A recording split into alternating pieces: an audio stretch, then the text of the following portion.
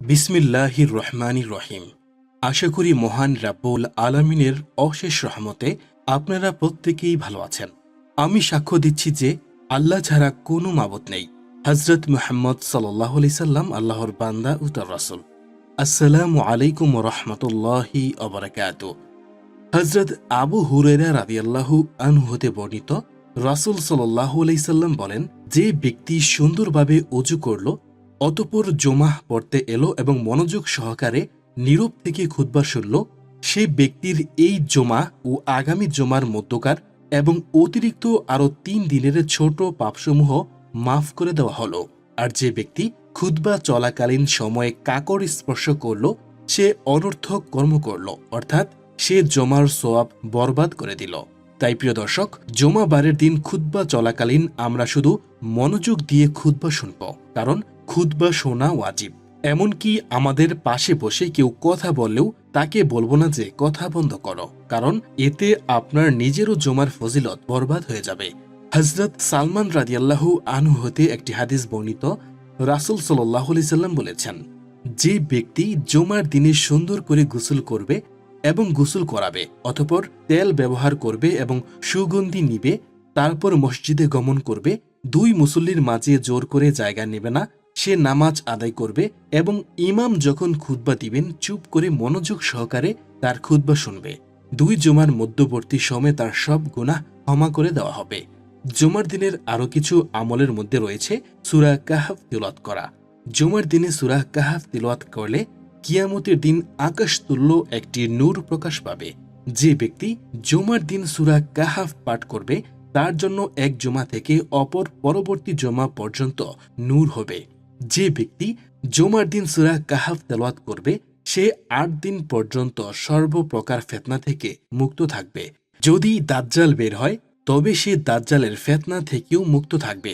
এক জুমা থেকে অপর জুমা পর্যন্ত তার সব গুনাহ মাফ হয়ে যাবে, তবে কবিরা গুনাহ ব্যতীত। বেশি বেশি দরুদ শরীফ পাঠ করা এবং বেশি বেশি জিকির করা মুস্তাহাব। বিশেষ করে দরুদে ইব্রাহিম বেশি বেশি পাঠ করতে হবে। জুমার রাতে, বৃহস্পতিবার দিবাগত রাত ও জুমার দিনে নবী করিম সাল্লাল্লাহু আলাইহি সাল্লামের প্রতি বেশি বেশি দরুদ পাঠের কথা বলা হয়েছে। এমনিতেই যে কোনো সময়ে একবার দরুদ শরীফ পাঠ করলে আল্লাহ তাআলা দরুদ শরীফ পাঠকারীকে 10টা রহমত দান করেন এবং ফেরেশতারা তার জন্য 10 বার রহমতের দোয়া করবেন। জুমার নামাজের পূর্বে 2 খুতবার মাঝখানে হাত না উঠিয়ে মনে মনে দোয়া করা। সূর্য ডোবার কিছুক্ষণ আগ থেকে সূর্যাস্ত পর্যন্ত গুরুত্বের সাথে জিকির, তাসবিহ ও দোয়ায় লিপ্ত থাকা। আবু হুরায়রা রাদিয়াল্লাহু আনহু থেকে একটি হাদিস বর্ণিত হয়েছে, তিনি বলেছেন, রাসূলুল্লাহ সাল্লাল্লাহু আলাইহি সাল্লাম বলেছেন, জুমার দিন একটা এমন সময় আছে যে সময় কোনো মুমিন বান্দা আল্লাহর কাছে ভালো কিছু প্রার্থনা করলে অবশ্যই আল্লাহ তাকে তা দান করবেন। জুমার দিনে দোয়া কবুল হওয়ার সে মহামূল্যবান সময় কোনটা, এ সম্পর্কে 45টা মতামত পাওয়া যায়। তবে সর্বাধিক প্রসিদ্ধ মত হল আসরের নামাজের পর থেকে মাগরিব পর্যন্ত সময় দোয়া কবুলের সময়। হযরত আনাস রাদিয়াল্লাহু আনহু থেকে একটি হাদিস বর্ণিত হয়েছে, তিনি বলেন, রাসূলুল্লাহ সাল্লাল্লাহু আলাইহি সাল্লাম বলেছেন, জুমার দিনের কাঙ্ক্ষিত সময়টা হলো আসরের পর থেকে সূর্যাস্তের পূর্ব পর্যন্ত। মোট কথা, জুমার দিনে বিশেষ একটি মুহূর্ত রয়েছে যে সময় আল্লাহ তাআলা বান্দার দোয়া কবুল করে থাকেন। এই সময় সম্পর্কে আরো কিছু অভিমত তুলে ধরা হলো। জুমার নামাজে সূরা ফাতিহার পর আমিন বলার সময়, আসর থেকে মাগরিব পর্যন্ত সময়, মুয়াজ্জিন আজান দেওয়ার সময়, জুমার দিন সূর্য ডলে পড়ার সময়, ইমাম খুতবা দেওয়ার জন্য মিম্বরে দাঁড়ানোর সময়, উভয় খুতবার মধ্যবর্তী সময়, জুমার দিন ফজরের আজানের সময়, প্রত্যেক জুমায় আলাদা আলাদা সময়। এখন আমরা জানব জুমার দিনের গুরুত্বপূর্ণ ফজিলতে ভরপুর দরুদ শরীফটি। জুমার দিনের গুরুত্বপূর্ণ আমল সম্পর্কে আবু হুরায়রা রাদিয়াল্লাহু আনহু হতে বর্ণিত, রাসূল পাক সাল্লাল্লাহু আলাইহি সাল্লাম ইরশাদ করেছেন, যে ব্যক্তি জুমার দিন আসরের নামাজের পর না উঠে ওই স্থানে বসা অবস্থায় 80 বার এই দরুদ শরীফ পাঠ করবে, তার 1000 মাস বা প্রায় 80 বছরের গুনাহ মাফ হবে এবং 80 বছরের নফল ইবাদতের সওয়াব তার আমলনামায় লেখা হবে। দরুদ শরীফটি হল, আল্লাহুম্মা সাল্লি আলা মুহাম্মাদিন নবিয়্যিল উম্মি ওয়া আলিহি ওয়া সাল্লিম তাসলিমা, যার অর্থ, হে আল্লাহ, তুমি শান্তি ও রহমত বর্ষণ করো উম্মি নবী, যাকে হাতে কলমে শিক্ষা দেওয়া হয়নি, মুহাম্মদ সাল্লাল্লাহু আলাইহি সাল্লামের উপর এবং তার পরিবার পরিবর্গের উপর।